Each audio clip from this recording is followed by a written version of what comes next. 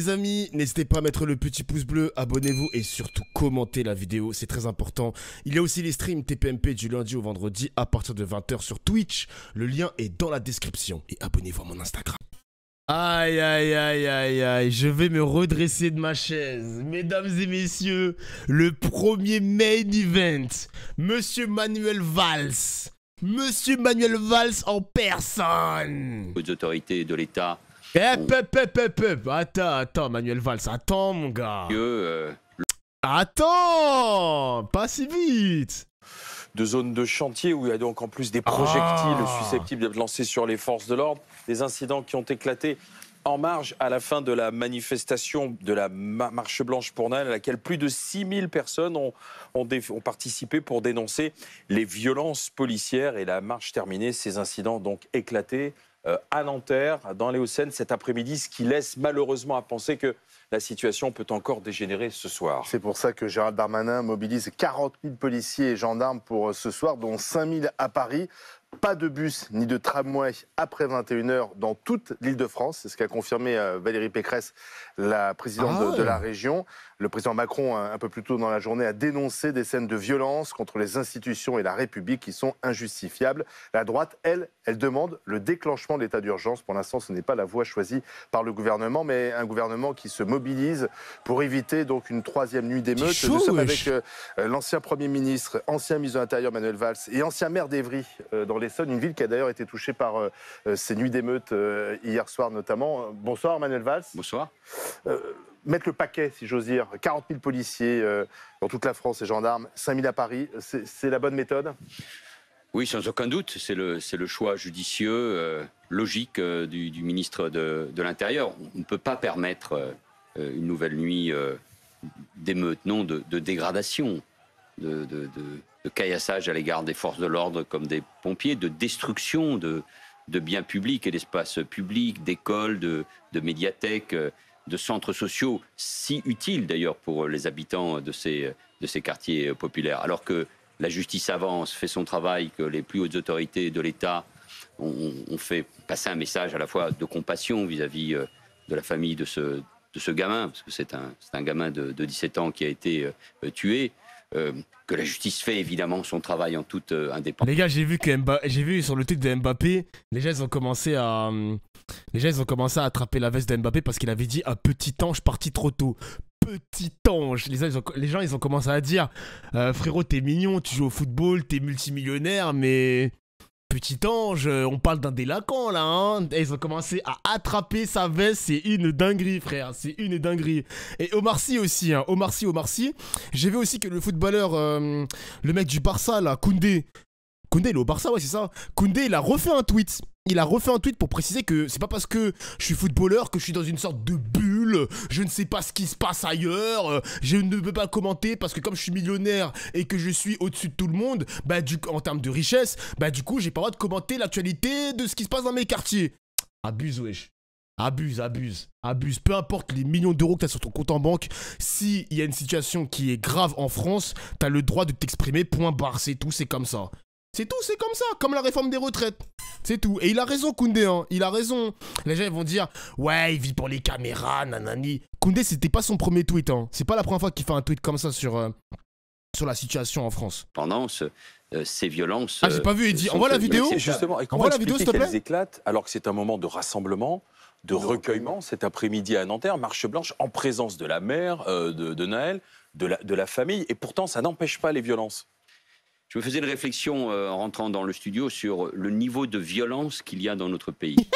Comme si on s'habituait à cette violence, celle que nous avons connue au moment des manifestations contre la loi retraite. Les violences que vous commentez, vous, au quotidien, contre les forces de l'ordre, les sapeurs-pompiers, les élus, les maires, les citoyens. L'augmentation de la violence marquée notamment par les homicides et les tentatives d'homicide au cours de ces dernières années. Et de nouveau, ces images qui en rappellent évidemment d'autres. Je pense aux émeutes de 2005. Ça dit quand même quelque chose sur la société française. Et là, ça n'est qu'un prétexte. Comment admettre que des groupes, on les voit ici en direct, organisés, commencent à préparer une nouvelle nuit d'émeute. Donc la réponse, c'est l'autorité, l'ordre et la Oui, mais présence massive bien sûr. des policiers et des gendarmes. Autorité, ordre, mais pardon, le contexte. C'est-à-dire que les familles, les médiateurs qui étaient présents cet après-midi en t-shirt rouge avec marqué médiateur pour empêcher que ça dégénère, n'ont pas réussi à tenir ces jeunes. Mais je connais ce débat par cœur parce que nous l'avons déjà eu. On l'avait déjà eu d'une certaine manière en 2005. Reconnaissons les adultes présents. Quand on regardez ces images en ce moment, Manuel Valls, personne ne tient le terrain. La dégradation Personne ne du bien tient le public. Personne ne tient le terrain. Même à un moment solennel. Et malheureusement, même à un moment solennel, la marche blanche est déroulée à peu près pacifiquement. Mais à la fin de cette marche blanche, et nous le voyons bien, personne ne tient le terrain. C'est un constat depuis quelques années. C'est jeune et moi ça me gêne de parler des jeunes parce que ça n'est qu'une minorité. Oui. Ce sont des voyous. Ce sont des gens qui détruisent du bien public. C'est inacceptable. Le mot est lâché, les gars. Le V-word, le mot est lâché. Cette colère n'est pas légitime. Mais l'émotion, la colère que chacun d'entre nous peut ressentir à l'égard de la mort d'un gamin de 17 ans, et en sachant que la justice fait son travail pour éclaircir les circonstances de cette mort. Nous sommes un pays nous sommes un état de droit, un pays où la justice travaille de manière indépendante. Et d'ailleurs, rapidement, c'est la raison pour laquelle on ne peut pas accepter ces violences. Oui, mais c'est ça qui est aussi incompréhensible. C'est-à-dire qu'on a effectivement une justice qui va vite, le parquet qui demande la mise en détention du policier. On verra si le juge des libertés suit. En tout cas, il est poursuivi, le policier, pour homicide volontaire. Le parquet qui dit qu'a priori l'utilisation de l'arme létale n'était pas justifiée. Donc il n'y a pas de... au contraire, on ne cache pas les choses, on dit les choses. Et malgré cela... il y a des tensions, c'est-à-dire que est-ce que ceux qui sont en train de commettre des exactions, notamment à Nanterre, croient la justice, est-ce qu'ils ne sont pas dans un monde parallèle en fait? Non, ils s'en prennent, c'est un prétexte pour s'en prendre aux institutions de la République, à l'état de droit et tout simplement à la France. C'est un message non pas de révolte, mais de haine et de violence à l'égard de la France, de la police et de nos institutions. Et ils ne rendent pas service, bien évidemment, ni à ces quartiers, ni à la mémoire de ce... Mais à part David Guiraud, ils peuvent pas inviter un autre mec qui a une pensée un peu différente d'être tout le temps pro-flic, pro-gouvernement. Genre, il y a un angle d'attaque sur, par exemple, comment on est gouverné, comment... le ministre de l'Intérieur et le ministre de la Justice, comment ils travaillent pour faire en sorte de baisser la délinquance en France. Comment faire pour que la justice ne soit moins laxiste possible. Enfin, je comprends pas. Il y a pas Ils peuvent pas inviter un mec qui a un prisme différent que les autres. Je comprends pas. Vraiment, c'est une dinguerie. De ce gamin, ni à sa famille. Ridicule. Le placement en détention du policier. Ouais, mais à part David Guiraud, tel chaque. Malheureusement, je ne le crois pas parce que précisément ceux qui s'en prennent dès maintenant, comme hier soir, et peut-être dans les heures qui viennent aux institutions, aux biens publics, et qui veulent se faire des flics, au fond, n'en ont rien à fiche de ce garçon. Mais pourquoi il y a des papiers, les mecs? C'est quoi? C'est des documents de la marche blanche ou c'est quoi? Pourquoi il y a des papiers? Je comprends pas. Oui. Et des procédures judiciaires. Alors, justement, où se trouve ce policier en ce moment, Cécile Olivier? Il est devant un juge? C'est les documents de la banque. Ah, ok. Ah putain, c'est vrai qu'il y avait le truc d'assurance à côté, mais je suis con moi. Merci les gars, merci. Donc on ne sait pas exactement, soit il est devant le juge, soit il est au dépôt. Enfin, en tout cas, il va être présenté à ce magistrat instructeur, puisqu'une information judiciaire est ouverte pour homicide volontaire, et il va très certainement être mis en examen donc pour homicide volontaire. Le parquet de Nanterre a demandé son placement en détention provisoire. Ça va pas être tranché tout de suite. On va voir. Il faut que le magistrat instructeur suive l'avis du parquet. Ça peut être fait dans la journée ou ça sera dans plusieurs jours? Absolument. Ça peut être fait dans la journée. Dans la journée, c'est-à-dire que le magistrat instructeur va dire s'il suit ou pas l'avis du parquet. Et puis après, il sera présenté à un juge des libertés et de la détention. Il va y avoir un débat avec le parquet qui expliquera ses... Comment ils ont... Attends, 6200 personnes ont participé à la marche blanche. Pour Naël, à Nanterre cet après-midi, dont 1000 perturbateurs. Ils ont compté les perturbateurs, mais à partir du moment où t'es dans la marche blanche, à quel moment tu peux être considéré comme perturbateur? Genre, si je fais ça, Je suis un perturbateur ou je suis quoi, un perturbé, je sais pas. C'est bizarre un peu, non? Vas-y, on écoute Rachida Dati là. Ah ben, il va encore parler? Vas-y, on va le laisser parler, Manuel Valls. Viry-Châtillon, est-ce qu'il faut, selon vous, regarder et, le cas échéant, faire évoluer, changer cette loi de février 2017 si elle aboutit à ce que les policiers utilisent de façon excessive leur arme de service en cas de refus d'obtempérer? Merci. J'étais encore Premier ministre quand il y a eu le drame de Viry-Châtillon, dans mon département de l'Essonne. Je me rappelle avec Bernard Cazeneuve, qui était alors ministre de l'Intérieur, m'être rendu auprès des policiers dans les différents commissariats. Il y avait une très grande colère dans la police, et je veux rappeler le travail exceptionnel que font les policiers tous les jours, et la pression continue depuis des années qu'ils subissent et qu'ils vont encore subir dans les heures prochaines. Il faut juste rappeler Viry-Châtillon, que c'était des policiers qui en avaient tenté de brûler vifs dans leur véhicule avec des cocktails Molotov. Ils surveillaient un point de deal. Ils surveillaient un point de deal et une caméra qui avait été détruite. Voilà. Et pour vous recontextualiser. remarquerez d'ailleurs que souvent dans ce qui se passe depuis quelques heures, les fameuses caméras de surveillance sont les cibles. Oui, elles ont été détruites au fusil à pompe d'ailleurs. Parfois au fusil à pompe. Donc c'est pour ça qu'on ne peut pas parler d'émeutes, de révolte ou d'indignation face à cette violence. Non, il ne faut pas changer ce que nous avons mis en œuvre, que j'avais commencé à préparer. Donc il faut garder cette loi en l'état. Et que Bernard Cazeneuve, comme Premier ministre, mais c'est quelques semaines avant ministre de l'Intérieur... La France Insoumise veut l'abroger, hein. Mathilde Panot l'a annoncé. D'ailleurs, la France Insoumise, de ce point de vue-là, est assez cohérente. Elle est contre la police, elle veut désarmer la police, elle considère que la police tue. Oui, mais Manuel Valls, la gauche et la France Insoumise dit aussi, depuis février 2017, il y a davantage de tirs de policiers en cas de refus d'obtempérer. Les chiffres, on peut les manipuler, mais montrent au fond une certaine stabilité. Mais il y a une réalité, c'est qu'il y a de plus en plus de violence vis-à-vis des policiers et des gendarmes. Et que des voitures sont utilisées pour tuer des policiers. Le cadre, d'ailleurs, de l'époque réglemente la forme d'exercer. Ah là là là là, comment on peut me dire que le PS est un parti politique de gauche? Comment on peut me dire ça, wesh?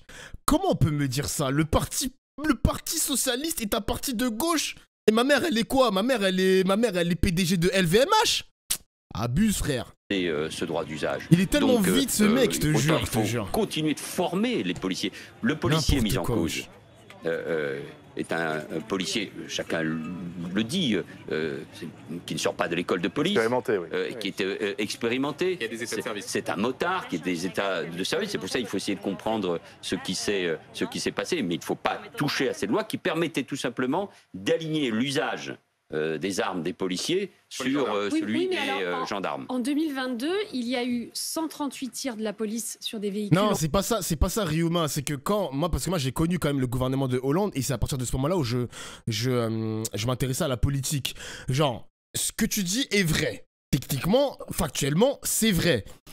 Mais, comme je l'ai dit tout à l'heure, si ils avaient invité une vraie personnalité de gauche ou même d'extrême gauche, comme David Guiraud hier, on aurait eu un autre angle d'attaque que plutôt tout le temps avoir des propos pro-gouvernement, la police fait bien son travail, blablabla, blablabla. Il n'y a aucune personne qui est invitée qui peut parler potentiellement de l'utilisation de l'arme, de comment la police, comment est formée la police, pardon, de comment Macron a échoué sur sa politique de faire baisser la délinquance, que Darmanin, il est inutile, que Dupond-Moretti, il est aussi inutile avec sa justice de merde. Enfin, il y a plein d'angles d'attaque, mais quand on écoute BFM TV, c'est toujours les mêmes personnes qui parlent, les mêmes pro-gouvernants. C'est une dinguerie, wesh. On n'en peut plus, gros. Ils étaient à la marche. Non, mais peu importe, la marche, elle dure pas jusqu'à 21h. Il est 17h02, la marche, elle est visiblement terminée. Ils peuvent très bien prendre un Uber et ensuite aller au locaux de BFM TV pour s'expliquer, je sais pas, moi. Donc là, juste après, il y a Rachida Dati. On va écouter Rachida Dati, qui est de droite. La bonne droite de Sarkozy.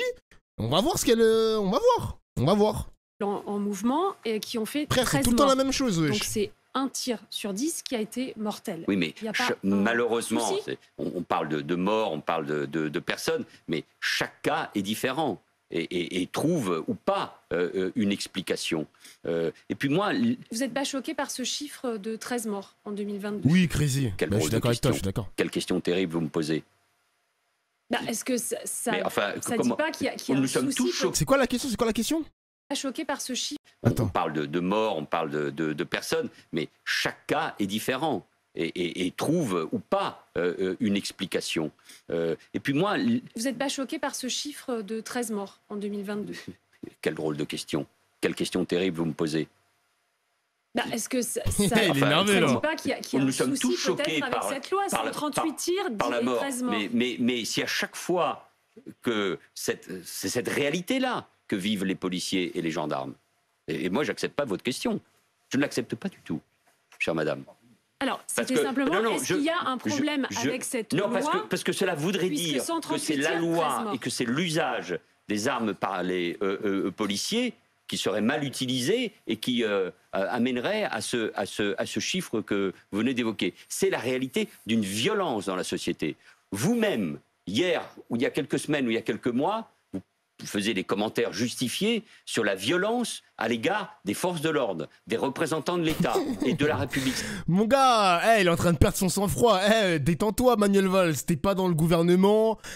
Gros, personne va te calculer. Il est tendu, le poteau, là. C'est cette réalité, cette violence. C'est pour ça que j'ai commencé tout à l'heure mon commentaire et cet entretien sur cette violence dans la société. Ceux qui subissent cette violence, ce sont les policiers et les gendarmes. Donc il fallait les protéger et cette loi les protège. Ensuite, il y a la mise en œuvre, l'utilisation de ces outils difficiles. Mais je ne l'accepte pas du tout qu'on puisse mettre en cause l'ensemble des policiers et des lois de la République qui visent à les protéger. Alors, on va retourner sur Nanterre, retrouver l'un des journalistes de BFM TV, parce qu'on a du mal à comprendre.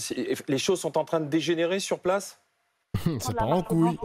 Sur l'esplanade, eh bien, tout le monde s'est un peu éparpillé. Et un peu partout dans Nanterre, désormais, eh bien, il y a des panaches de fumée au-dessus de la ville. Nous sommes ici, non loin de l'esplanade de la place Nelson Mandela, où s'est terminée la marche blanche, où les premiers affrontements ont eu lieu. Ici, des terrasses de restaurants ont été vandalisées, du mobilier urbain a été vandalisé, incendié, énormément de voitures ont été retournées, incendiées également, beaucoup d'épaves de voitures. Les pompiers sont à pied d'œuvre. Ici, dans ce quartier, bien, les forces de l'ordre tentent bien de sécuriser un restaurant de la fumée. Ouais, j'avais j'allais dire une dinguerie, là. J'allais dire une dinguerie. Appelle les pompiers pour qu'ils viennent rapidement. Les pompiers sont en train d'arriver.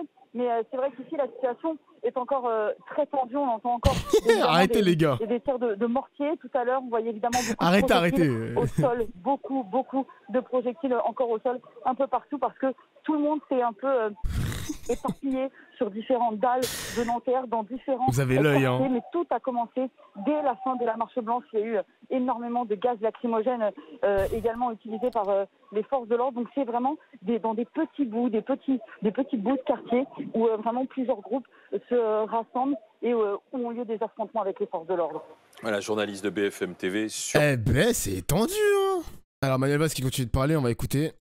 Que respecter la douleur d'une... Putain, la daronne. Par contre, la daronne, vraiment, je l'ai vue sur une moto et j'étais pas bien devant les images. Elle a perdu son fils. Qu'est-ce que tu vas aller monter sur une moto? Elle s'est fait engrainer par les jeunes. Faut faire ton deuil, madame. Madame, faites votre deuil quand même. Moi, je vous le dis en toute franchise, les gars. En toute franchise, hein. Moi, ça m'a pas... Moi, ça m'a peiné de voir ces images, en vrai de vrai. Ça m'a fait un peu de peine. Je suis en mode, wesh, quand même.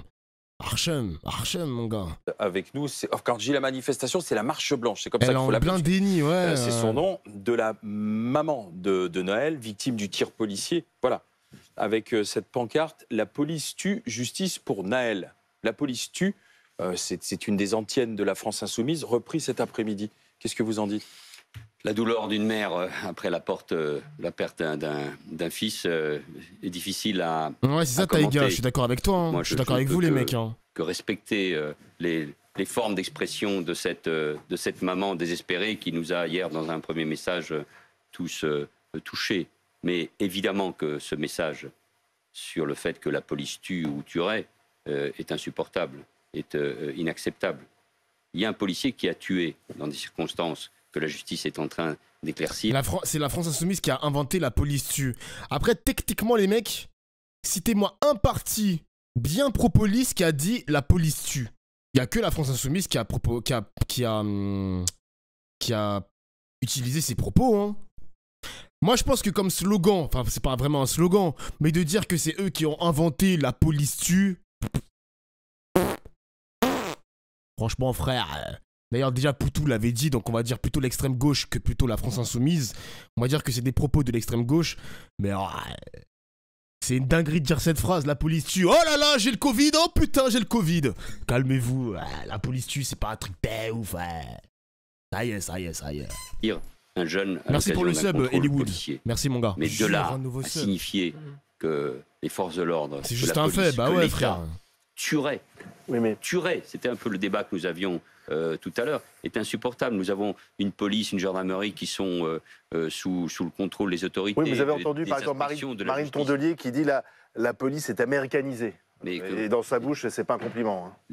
Oui, j'ai bien compris. Mais c'est vrai qu'aux États-Unis, il y a une situation du fait de ce qu'est la réalité. Alors, est-ce que notre société s'américanise? Peut-être pas seulement la politique, c'est-à-dire que c'est plus violent des deux côtés. Non, je pense qu'il y a aussi derrière ces manifestations, ces violences, ces prises de parole politiques, la volonté d'américaniser la société. C'est-à-dire qu'on veut nous faire croire que nous avons une police qui tue parce qu'elle est raciste et parce qu'elle est au service d'un État qui veut réprimer. Non, mais est-ce qu'on peut quand même avoir une réflexion, sans tomber effectivement dans les anathèmes et l'excès de certains, est-ce qu'on peut avoir une réflexion sur l'utilisation des forces de l'ordre? Une réflexion qui portait au moment des manifestations, qui se passe plus ou moins bien. Peut-être qu'on peut avoir aussi, lors de ces contrôles de police, on sait qu'ils sont de plus en plus compliqués parce que le refus d'obtempérer est devenu malheureusement banal. Est-ce qu'on peut avoir une réflexion sur la façon d'interpeller les jeunes? Et puis de la part de jeunes qui conduisent des véhicules parfois volés, eux-mêmes qui participent à des rodéos urbains. 18 ans, n'ont pas le permis de conduire. Oui, c'est cette réalité, mais c'est cette réalité qui est particulièrement difficile pour l'exercice des fonctions des policiers et des gendarmes. Moi, j'ai changé, quand j'étais ministre de l'Intérieur, le code de déontologie. J'ai souhaité que chaque policier, chaque gendarme le connaisse profondément, que chaque fonctionnaire avec un uniforme ait son numéro d'immatriculation. Nous avons lancé à l'époque déjà, vous vous rappelez, c'est toujours un débat d'actualité, les fameuses caméras. Là, malheureusement, il n'y avait pas de caméra sur le motard. Et c'est un de ces sujets pour précisément... Vous lancez le caméra, mais disons, les budgets ne suivent pas, on avait acheté des caméras chinoises qui ne fonctionnaient pas. Je le sais bien, mais pour faciliter précisément, c'était votre question... Du coup, la police américaine est équipée de caméras. Pour à la fois faciliter le contrôle, mais aussi pour protéger d'une certaine manière les policiers. Exactement, Django. Hein. Maintenant... On avait reçu un policier hier, 15 ans d'expérience, etc., etc. Il nous a expliqué comment ça fonctionne les caméras, hein, les 15 dernières secondes. On a tous les tips maintenant, les gars. On a tous les tips. Policier face à telle ou telle mise en cause. Vous avez parlé un instant du code de déontologie de la police. Heureusement qu'il y a la vidéo. Parce que les policiers, dans un premier temps, ont menti. Et ensuite, on entend un des policiers dire « coupe, sinon je te tire une balle dans la tête ». Et son collègue lui dit « vas-y, shoot-le ». Donc là, la déontologie policière, bien évidemment, elle a bon dos. Mais toute faute de policier, toute faute d'un gendarme, d'un policier, des forces de l'ordre doit trouver une réponse, une sanction administrative et judiciaire. Parce que sinon, c'est l'ensemble, on voit bien ce qui est en train d'être tenté aujourd'hui, c'est l'ensemble de la police ou de la gendarmerie qui sont mises en cause. Il ne faut pas camoufler les erreurs, les bavures. Jamais. Parce que ces jeunes, ce qu'ils reprochent aussi souvent à la police, c'est si finalement il n'y avait pas de la vidéo, on serait parti sur la thèse du véhicule qui a foncé sur les motards et peut-être que l'histoire aurait été pas enterrée, en tout cas on serait passé à autre chose. Et vidéo dans ce qui est aussi une espèce d'immense jeu vidéo. Oui. Hein, on voit bien notamment chez ces gamins de 12-13 ans qui s'en prennent aux forces de l'ordre, comment ils sont pleinement dans leur époque. Non, mais... Ils s'informent plus sur les réseaux sociaux qu'en regardant les chaînes info. Un policier doit être impeccable parce qu'il représente l'état de droit, il représente la force, il représente l'autorité. Mais l'ensemble, l'immense majorité des policiers et des gendarmes font un travail remarquable. Il n'y a au fond que dans ce pays, il n'y a au fond qu'en France, où on met en cause ainsi en permanence ceux qui représentent cette autorité. C'est un cas unique. Qui les met en cause ? J'ai l'impression d'écouter Jordan Bardella. Hein. Vraiment, Manuel Valls, il s'est droitisé d'une puissance, ou peut-être qu'il a toujours été de droite, et il a décidé de retirer son masque de faux gauchiste. C'est une dinguerie, frère. C'est la même chose, hein, vraiment. Non, qui m'inquiète. Que les responsables politiques... pas des responsables politiques mettent en cause ainsi la police, qu'on puisse afficher, qu'on puisse dire, qu'on puisse écrire que la police tue dans notre pays, alors qu'elle a bon sang pour nous protéger. Quand j'étais le Premier ministre au moment des attentats terroristes, dans les manifestations, on remerciait les forces de l'ordre pour leur protection. C'est eux qui, d'une certaine manière, ont sauvé la République au moment de ces manifestations de gilets jaunes qui allaient vers l'Élysée. C'est eux tous les jours qui luttent contre le crime organisé, la délinquance et qui protègent nos concitoyens. Donc moi, pas simplement parce que j'ai été ministre de l'Intérieur et que j'ai été le premier flic de France à un moment, je veux aussi leur dire ma reconnaissance. Je sais que là, il y a un débat, qu'il y a eu une faute sans aucun doute et qu'elle devra trouver... C'est une faute individuelle, c'est pas une faute de l'institution. Mais remettre en cause l'institution et l'ensemble des policiers, cela me paraît insupportable. Et surtout, ça dégrade la démocratie et l'autorité de l'État de droit. Manuel Valls, il y a un autre débat, notamment suscité par cette volonté d'Éric Ciotti, le patron des Républicains, d'imposer l'état d'urgence. Le gouvernement en l'état dit c'est pas nécessaire. Est-ce que ce serait une façon d'essayer d'améliorer la situation d'imposer l'état d'urgence? Rappelons qu'en 2005, ça avait été fait au bout de 10 jours, décision prise par le Premier ministre de l'époque, Dominique de Villepin. Et comme maire d'Évry et député, vous avez soutenu. J'y étais favorable. J'étais un des rares, mais parce que j'étais maire de banlieue, dans le groupe socialiste, à l'avoir soutenu. Il ne faut jamais rejeter une proposition si elle apparaît pertinente et s'il faut l'appliquer sur tel ou tel quartier. Il n'avait pas été appliqué tout de suite. Tel territoire. Absolument. Ouais. Mais vraiment, moi je ne suis pas en situation. Il appartient au pouvoir public d'examiner ce type de décision lourde de conséquences. Et je pense que pour ce soir, ce qui est le plus important, c'est la mobilisation des 40 000 policiers. L'état d'urgence, c'est quoi? C'est un immense couvre-feu sur l'ensemble de... Oui, mais et en plus, la loi a été modifiée depuis. Il y a suffisamment d'éléments aujourd'hui, me semble-t-il, pour pouvoir agir sans mettre en œuvre l'état d'urgence. Peut-être que le couvre-feu, ici ou là, peut être un moment nécessaire, mais... tous les spécialistes sur le terrain le diront. Ce soir, par exemple, ça ne servirait absolument à rien. Et moi, ce que j'espère... Pourquoi ça ne servira à rien? Parce que je ne pense pas que ceux qui ont décidé de s'en prendre aux équipements publics comme aux forces de l'ordre seraient susceptibles d'examiner. Je ne dis pas qu'il ne faut pas le mettre en œuvre, mais laissons au ministre de l'Intérieur et au préfet en charge de cette situation le soin d'examiner s'il faut ou non mettre en œuvre ce type de décision. Et de grâce, que ça ne soit pas un sujet de nouveau de polémique entre des forces politiques qui ont gouverné ou qui aspirent à gouverner ou qui gouvernent. Benjamin Duhamel. Oui, un mot sur les responsabilités politiques. Putain, les gars, Manuel Valls, on dirait vraiment le genre de foot qui a plus de club et personne veut le recruter. Genre, personne veut de lui, persona non grata. Il fait les plateaux télé en tant que consultant et c'est tout ce qu'il sait faire, gros. C'est tout ce qu'il sait faire. C'est Ben Arfa, je te jure. C'est Ben Arfa, mon gars. Que vous évoquiez, personne sur ce veut plateau de ce mec. hier, un député de la France Insoumise, David Guiraud, a été interrogé sur le fait de savoir s'il fallait appeler au calme ou non. Et il disait non, moi j'appelle pas au calme, j'appelle à la justice. Zidane, les fils de Zidane. Ce type de responsables politiques refusent d'appeler au calme. Qu'est-ce que cela dit de la période que nous vivons et de la façon dont certains réagissent à ce drame? C'est les responsabilités qui dominent, mais quelle surprise de la part de la France insoumise, dont je vous rappelle les scores importants à l'occasion de l'élection présidentielle dans ces quartiers et évidemment au moment des élections législatives. Et donc c'est-à-dire, c'est d'une forme de clientélisme de réagir comme ça? Je pense qu'il y a de la démagogie. Oui, je pense qu'il y a du clientélisme, bien évidemment. Oui, bien évidemment, il y a des intérêts politiques derrière. Ils pensent récupérer cette colère. Mais oui, il y a une récupération évidente de la part de ce parti et qu'est la France insoumise. Évidemment, soufflant sur les braises et mettant en danger, en cause notre équilibre. Oui, mais comme il y a une récupération à droite aussi, où on se range tout de suite du côté des policiers en mettant en avant leur difficulté de travailler. Donc, voilà, merci de le dire. Non, ou dans son camp. Non, parce que merci de le dire. J'ai l'impression que la récupération politique est d'un côté, mais jamais du côté de la droite. C'est un truc de fou. Tout le monde a fait de la récupération. Tout le monde. On peut à la fois demander que la justice fasse son travail sereinement, rapidement, et c'est ce qu'elle est en train de faire, et nous sommes dans un état de droit, il faut s'en féliciter. La justice est bien là, c'est ce qu'a demandé hier encore le président de la République, et de l'autre côté, rappeler le travail difficile, la pression que subissent tous les jours les policiers et les gendarmes. Ça y est, c'est leur métier, frère. Tu crois qu'on va pleurer la police ou quoi? Pas appeler au calme, faire preuve de démagogie, expliquer que la police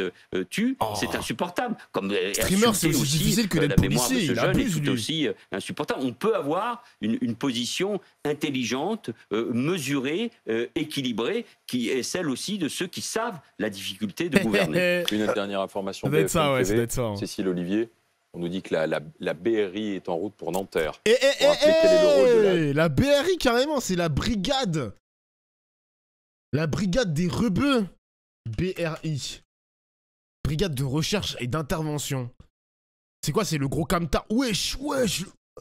C'est ça, c'est le gamos, là? Vraiment? Mais non. Ça sert à quoi? Anti-commando. Restez chez vous, les gars. Hein. Eux, ils doivent pas rigoler, hein. Ces mecs-là, c'est sûr que ça doit pas rigoler, les gars. Pep, merci Harper pour le sub. Un nouveau sub. Là, ces mecs-là, faut pas se frotter à ces gars. Hein. T'es mal à la gueule du camtar. T'es mal à la gueule du camtar, gros. Bien noir, bien Call of Duty, bien Battlefield. Wesh, c'est quoi ça? Attends. Brigade anti-gang. Ah ouais, ça, c'est quoi ça? Wesh. Ça rigole pas, gros. C'est Rainbow Six, gros.